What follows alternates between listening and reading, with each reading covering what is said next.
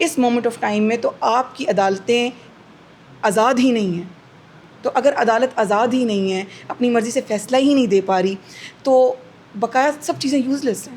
Recently ہم نے دیکھا کہ ایک ایشو بن گیا تھا پولیس اور آپ کے وکلاء برادری کا, تو اس میں آپ لوگوں نے پھر کیا کردار ادا کیا؟ پبلک گلامن نظر آتی ہے عدالتی نظام سے کہ یہاں پہ انصاف تاخیر سے ملتا ہے. آپ کیا سمجھتے ہیں, بنیادی وجوہات کیا ہیں؟ آپ دیکھیں کیمرے جو ہیں, کوئی کیمرہ کام نہیں کر رہا, صرف نمائش کے لیے لگائیں, نمائش کے لیے لگا ہوئے ہیں, فنکشنل کوئی کیمرہ نہیں ہے.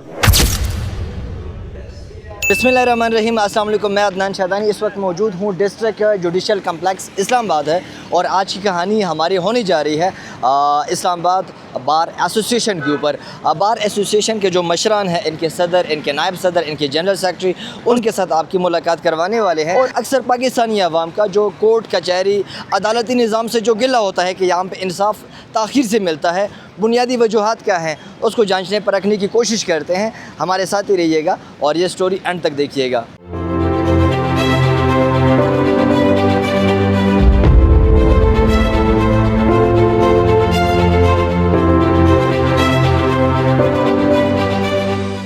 میرا نام چودھری نعیم علی گجر ہے. میں پریزیڈنٹ ہوں ڈسٹرکٹ بار اسلام آباد کا.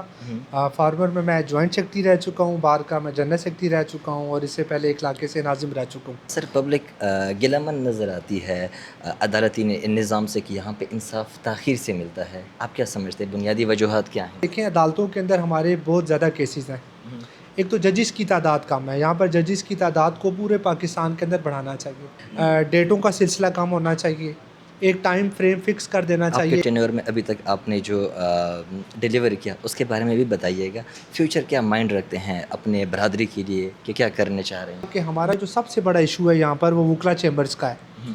تو مجھ سے پہلے کبھی بھی کسی کیبنٹ نے کوئی ایون اپلیکیشن تک موو نہیں کی تھی کہ بارز کے وکلا کے یہاں پر چیمبرز ہونے چاہیے. گو کہ جب ہمیں یہاں پر شفٹ کیا گیا تو G10 کے اندر ہماری جگہ ہمیں بتایا گیا کہ یہاں پر جو وکلا چیمبرز تعمیر کیے جائیں گے. لیکن آپ کو پتہ ہے کہ حکومتی فنڈز کی وجہ سے وہاں پر کافی مسائل کا سامنا رہتا ہے. حکومتیں جس طرح اس ملک میں بار بار چینج ہو جاتی ہیں, تبدیل ہو جاتی ہیں. جب ایک نئی پولیٹیکل گورنمنٹ آتی ہے تو پرانی پولیٹیکل گورنمنٹ کے جو ایشوز ہیں, جو ان کے کام ہیں, جو ان کے پروجیکٹس ہیں, ان کو آگے نہیں لے کر چلتے. تو ہمارا پروجیکٹ بھی اسی وجہ سے تاخیر کا شکار ہے. تو ہم وہاں پر وہاں پر فیسیلیٹیشن سینٹر کا نام دیا گیا ہے. وہاں پر وکلا کے لیے کوئی چیمبرز نہیں ہے. تو آتے ساتھ جو سب سے پہلے میرا فورموسٹ میرا خواب بھی تھا, میرا منشور بھی تھا, اور جو میرا مقصد بھی اور جو میں چاہتا بھی ہوں, فوری طور پر جو ہمارے ایڈجسنٹ پلاٹ ہے یہاں پر ہم وکلا کو عارضی طور پر چیمبرز دیں. میں نے جیسے کہا کہ مسیل جہاں پر واش رومز کا تھا, لیٹیگنٹس کا بڑا پرابلم تھا, ہم نے وہ بنائے الحمدللہ. کل سے ان کے بھی کام ہمارا شروع ہو گیا ہے. وہاں پہ وکلا کے لیے ہال کا بڑا ایشو تھا, وہ بھی الحمدللہ اس ہال کے اوپر بھی ہم مزید کام کر رہے ہیں. تو اس طرح کے کافی چھوٹے چھوٹے ایسے مسائل ہیں جو میں سمجھتا ہوں کہ وکلا کے لیے جو ویٹنگ ایریاز ہیں, وہاں پر لیڈیز بار روم کا بڑا پرابلم تھا, ہماری لائبریری کا بہت بڑا پرابلم تھا, وہ ہم نے اس کو حل کرنے کی کوشش کیا. تو ابھی اس طرح کے کافی ایسے مسائل ہیں جو ریلیٹڈ ٹو فیلڈ ہیں. تو کافی ود ان پروجیکٹس بھی ہیں, ہم نے کرنے کی کوشش بھی کی ہے اور کر بھی رہے ہیں. تو ابھی میں تفصیل آپ کو گنوانا چاہوں تو آپ کا ٹائم ختم ہو جائے. جی, میں اسلام آباد بار ایسوسیشن کی ایڈیشنل سیکرٹری ہوں, اور یہ رواں سال میں بطور خواتین نمائندہ الیکٹ ہو کر آئی ہوں. بار ایسوسیشن کے اندر آپ کی رسپانسبلٹی کیا ہے؟ بیسکلی جو ڈومین آف ورک ہے وہ زیادہ specific peculiar to the women ہے. امپرومنٹ کی ضرورت ہر جگہ پہ ہوتی ہے. کیا سمجھتی ہے کہ عدالتی نظام میں کیا کیا امپرومنٹ کرنی چاہیے؟ آپ یہاں پہ اچھے سے اچھا کمپلیکس بنا دیں, لیکن اگر آپ کا پریزائڈنگ آفیسر اس پریشر سے آزاد نہیں ہے کہ وہ فیصلہ اپنے مرضی سے لے گا, وہ ایز پر لا لے گا, جس چیز کی وہ ٹریننگ لے کر آیا ہے وہ اس کے مطابق فیصلہ کرے گا, تو آپ کا یہ سارا ایک فینٹسی جو آپ کریٹ کریں گے یہ کولیپس کر جائے گی. یہ آپ اپنے نظام کے اندر بہتری تب لاتے ہیں جب آپ کی بنیادی فاؤنڈیشن جو ہے نا وہ پوری ہو. اس مومنٹ آف ٹائم میں تو آپ کی عدالتیں آزاد ہی نہیں ہیں. تو اگر عدالت آزاد ہی نہیں ہے, اپنی مرضی سے فیصلہ ہی نہیں دے پا رہی, تو بقایا سب چیزیں یوز لیس ہیں.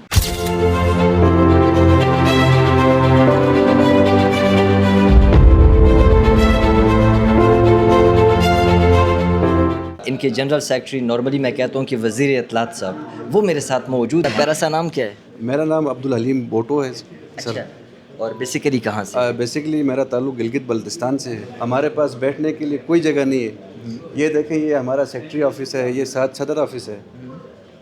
یہاں پہ اب रश देख लें, यहाँ पे आप देखें एक ही गेट है ये बिल्डिंग का, बिल्कुल इन आउट यही है, और सिक्योरिटी इतना थ्रेड है यहाँ पे कि आप देखें, आपने देखा होगा डेली 25 से 30 हज़ार बंदा इधर इन आउट होता है। अब एक ही गेट है हमारे पास आने के लिए भी और जाने के लिए भी, वही सेम गेट है। अब खुदा ना खास्ता हम खुद भी डरे होते हैं डेली जब आते हैं कि यार कुछ सिक्योरिटी का इशू ना हो जाए। आप देखें कैमरे जो हैं, कोई कैमरा काम नहीं कर रहा, सिर्फ नुमाइश के लिए लगाए हैं। नुमाइश के लिए लगे हुए हैं, फंक्शनल कोई कैमरा नहीं है। हर बंदा आता है कि यार यहाँ से मुझे इंसाफ मिलेगा, बिल्कुल। जब वो इंसाफ वाली जगह ही कोई नहीं है इधर, तो क्या एक्सपेक्ट करेगा बंदा? आप क्या एक्सपेक्ट करेंगे? देखें ये दिल है पाकिस्तान का, इस्लामाबाद। बिल्कुल। जब कैपिटल में बुनियादी फैसिलिटीज़ नहीं है तो आप वाक़ियों से क्या वो एक्सपेक्ट करेंगे?